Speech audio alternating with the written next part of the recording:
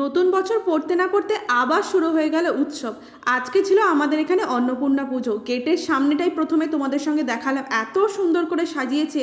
আর সব থেকে বেশি সুন্দর লাগবে দেখো এই প্যান্ডেলটা দেখে, অপূর্ব সুন্দর প্যান্ডেলটা, পুরো চোখ মুগ্ধ হয়ে গেছে। এত পরিমাণে লোকজন ছিল আর ওখান থেকে না বাড়ি আসতে ইচ্ছা হচ্ছিল না। চারিদিকের পরিবেশটা এত সুন্দর আর এত লাইটিং ছিল। সব থেকে বেশি ভালো লেগেছে আমার প্যান্ডেলের এই ঢোকার মুখটায় দুটো হাতি, এত সুন্দর দেখতে লাগছিল। আর ভিতরে ঢুকে তো পুরো চক্ষু দাঁড়িয়ে গিয়েছিল, এত সুন্দর মায়ের মূর্তিটা না, মানে তোমাদেরকে কি বলবো, তোমরা নিজেরাও সেটা দেখতে পাচ্ছ। তারপর ওখান থেকে আর কি, ওখান থেকে বেরিয়ে গিয়েছিলাম মেলায়। মেলায় ঢুকেই আর্টিফিশিয়াল প্লান্টগুলো এত সুন্দর দেখতে ছিল, 100 টাকা থেকে শুরু, 300 টাকা।